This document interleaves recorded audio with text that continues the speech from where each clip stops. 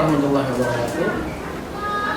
Hari ini saya, Andra Severi Wijaya, dosen jurusan keperawatan PTKS Kemenkes Bengkulu, akan menjelaskan salah satu metode pembelajaran, yaitu metode pembelajaran Student Centered Learning, yang dalam hal ini tentang pendekatan problem based learning.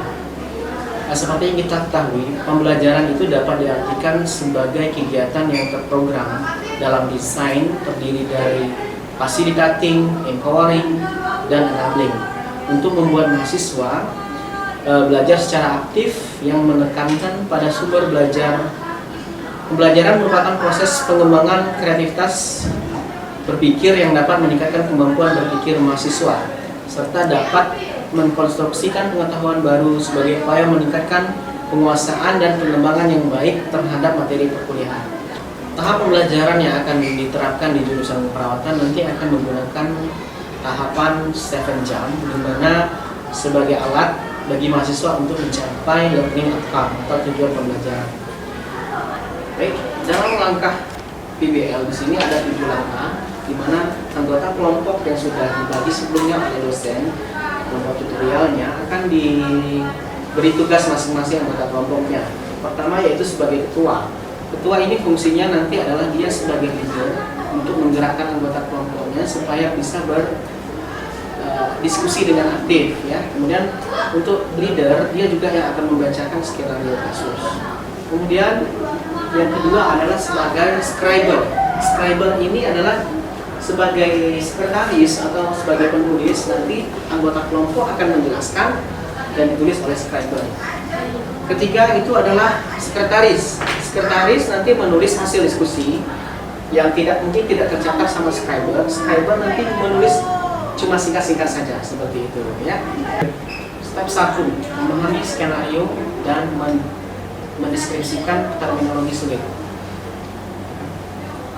Jadi teman-teman, di sini kita memiliki judulnya tentang fungsi sistem saraf.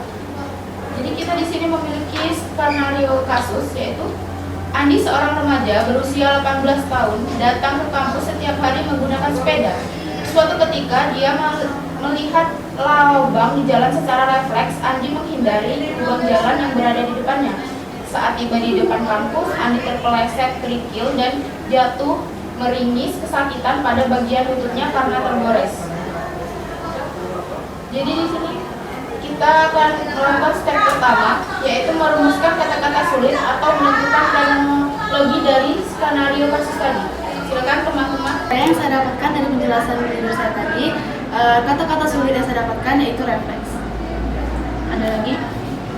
Di sini saya menemukan kata-kata sulit dari yang telah dibacakan leader, yaitu nyeri. Baik, di sini kita sudah menemukan dari satu, yaitu kata-kata sulit, ada refleks, nyeri, sama syaraf. Adakah dari yang lain yang ingin menambahkan? Baik, kita akan lanjut ke step 2. Step 2, menentukan rumusan masalah. Jadi, dari skenario tadi, kita akan menentukan rumusan masalah. Jadi, menurut teman-teman, apakah rumusan masalah dari skenario yang tadi? Dari skenario yang dibacakan leader tadi, rumusan permasalahannya adalah bagaimana Andi bisa refleks menghindari lubang. Jadi ada lagi dari teman-teman yang ingin menambahkan rumusan masalah? Ya, saya. Dari skenario yang leader bacakan, saya sudah menyimpulkan rumusan masalahnya, yaitu bagaimana Andi bisa merasakan nyeri. Ada lagi dari teman-teman yang ingin menambahkan? Saya akan menanyakan bagaimana peran sistem saraf dalam mengayuh sepeda. Jadi step ketiga adalah brainstorming atau curah pendapat. Dari kita ada kata-kata sulit di sini. Ada yang ingin menjawab dari kata-kata sulit? Saya akan menjawab tentang saraf. Saraf merupakan sistem pengatur tubuh, sistem yang mengontrol semua kegiatan di dalam tubuh manusia. Sistem saraf terbagi menjadi 2, sistem saraf pusat dan sistem saraf tepi. Itu saja yang saya sampaikan. Terima kasih. Baiklah, ada lagi yang ingin menambahkan tentang sistem saraf? Saya. Dalam sistem saraf pusat terdiri dari otak. Otak terdiri dari otak besar, otak kecil, dan mata otak. Terima kasih. Kita lanjut ke step 4, yaitu menganalisis permasalahan. Kita sudah ada 3 rumusan masalah. Jadi dari kata-kata sulit tadi, kita sudah menjawab kata-kata sulitnya. Jadi dari teman-teman ada yang ingin menjawab dari rumusan masalah kita tadi? Saya. Menurut saya, terjadinya gerak refleks kepada Andi saat menghindari lubang, yaitu Andi melihat lubang di depannya, terus saraf otak Andi merangsang ke saraf motorik Andi, sehingga terjadilah gerak refleks yang akan menghindari lubang tersebut. Terima kasih. Ada lagi dari teman-teman? Saya akan menjawab pertanyaan ketiga yang bagaimana peran sistem saraf dalam mengendarai sepeda. Sistem saraf pertama kali melewati sistem saraf aferen yang menimbulkan potensi aksi.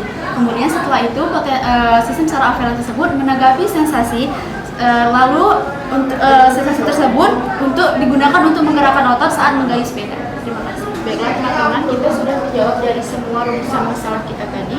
Kita akan lanjut ke step 5, yaitu merumuskan tujuan pembelajaran. Jadi menurut teman-teman, apa tujuan pembelajaran kita? Ada yang bisa menyampaikan pendapatnya? Baiklah, menurut saya ingin lebih mengetahui apa saja bagian-bagian dari sistem saraf. Terima kasih. Ada lagi dari teman-teman? Tujuan pembelajaran yang harus saya capai yaitu apa saja fungsi sistem saraf. Terima kasih. Baik teman-teman, di sini kita sudah melewati dari step 1 sampai step 5 dan kita akan lanjut ke step 6, yaitu kita akan mencari referensi dan literatur review untuk menjawab tujuan pembelajaran dan dari kata-kata sulitnya nanti yang akan kita laporkan kepada tutor untuk pertemuan berikutnya, yaitu ke step 7. Jadi step 7 itu adalah melaporkan, membahas, dan menata kembali informasi yang diperoleh. Jadi di sini kita akan sepakati kapan kita akan melakukan step 7 ini. Menurut saya kita bisa melanjutkan step 7-nya, yaitu sesuai jadwal tutornya. Bisa. Baiklah, kita sepakati kita akan melakukan step 7 itu pada tanggal 19 Agustus kepada tutor anatomi fisiologi.